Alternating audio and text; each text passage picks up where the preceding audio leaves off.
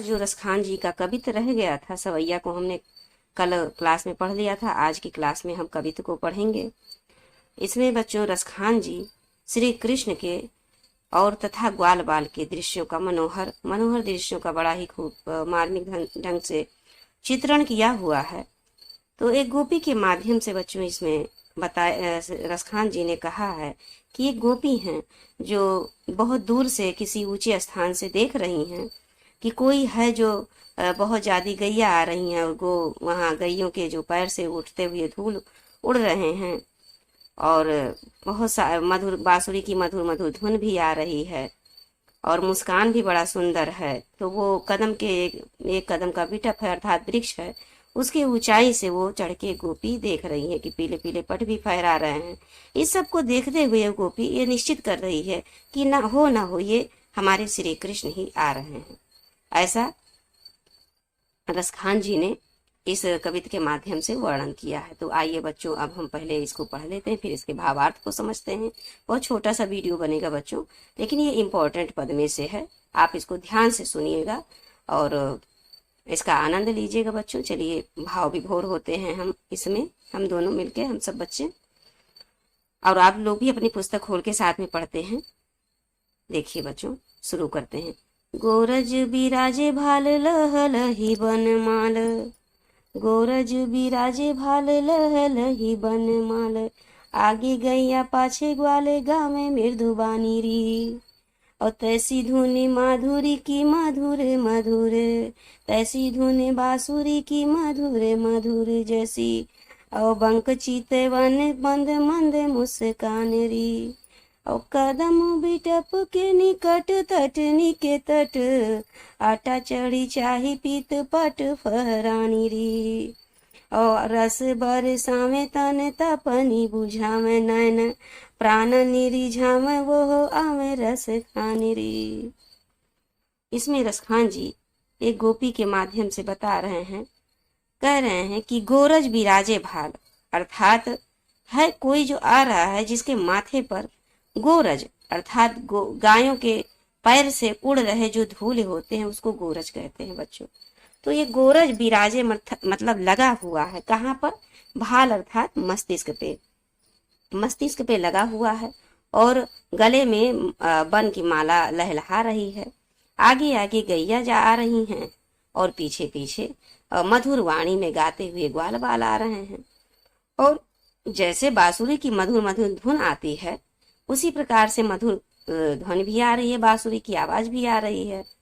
और उसी प्रकार से जिस प्रकार श्री कृष्ण के बंक मतलब तिरछे चितवन दृष्टि, बंक चितवन अर्थात तिरछी दृष्टि और मंद मंद मुस्कान भी जिस प्रकार श्री कृष्ण की वैसे ही महसूस हो रहा दिखाई दे रहा है। एक सखी है जो कदम बिटप कदम के पेड़ के वृक्ष के निकट में पास में जो तटनी है यानी कि यमुना जी हैं, उन्हीं के किनारे तट के उन्हीं के किनारे एक ऊंचाई पर चढ़कर चाही पीत पट फहरानी रे, उनको लग रहा मतलब वो पीले पीले वस्त्र भी फहरा रहे हैं, ऐसा गोपी देख रही हैं। तो आगे रसखान जी कहते हैं कि गोपियां कहती हैं कि ये जो मनोहर दृश्य है मानो रस बरसा रहे हैं, अर्थात श्रृंगार रस बरसा रहे हो, बड़ा ही आनंद महसूस कर रही है गोपी। जैसे वो श्री कृष्ण रस बरसा रहे हो ऐसा गोपी महसूस कर रही है बच्चों। शरीर को गोपी कहती है कि शरीर की गर्मी मानो मिटा रहे हो, तपन मिटा रहे हो। गोपी के जो नेत्र हैं, नयन हैं, वो उनको बहुत ही अच्छा लग रहा, बड़ा ही आनंद महसूस कर रही हैं और उनके प्राणों को भी बड़ा ही आनंद महसूस हो रहा, रिझा रहे हैं, उनके प्राणों को भी बड़ा अच्छा लग रहा है। और ऐसा लगता है कि वो रसखान अर्थात श्री कृष्ण ही आ रहे हैं, गोपी कह रही है। ये सारी बातों से ये निश्चित होता है बच्चों, गोपी को ये निश्चित होता है इन सभी बातों से, अर्थात माथे पर गोरज है और गले में वन की माला सुशोभित है, आगे आगे गैया आ रही हैं और पीछे पीछे मधुर स्वर में गाते हुए ग्वाल बाल भी आ रहे हैं। और जिस प्रकार से श्री कृष्ण के बांसुरी की जो धुन है मधुर मधुर, वैसी धुन भी आ रही है और वैसी ही मंद मंद मुस्कान भी आ रही है, तिरछी दृष्टि भी है उसी प्रकार से श्री कृष्ण की तरह। इस प्रकार से एक सखी जो कदम के पेड़ के ऊपर से देख रही थी उसको ये निश्चित हो जा रहा है कि ये हो ना हो हमारे श्री कृष्ण ही आ रहे हैं। तो बच्चों ये कवित रसखान जी ने श्री कृष्ण के क्या कहते हैं ग्वाल बाल के मनोहर दृश्य को वर्णन किया है रसखान जी ने। इसमें एक बार बच्चों फिर समझ लेते हैं कि गोरज बिराजे भाल लह लही बनमाल और आगे गई अपी पाछे ग्वाल गामे मृदुबानी री। इस गोरज बिराज रहे माथे पर और गले में बनम की माला लहलहा रही है और आगे आगे गाय और पीछे पीछे ग्वाल बाल मधुर वाणी में धुन में करते हुए आ रहे हैं। और बंक चितवन अर्थात तिरछी दृष्टि और मंद मंद मुस्कान भी वही है जिस प्रकार श्री कृष्ण की है।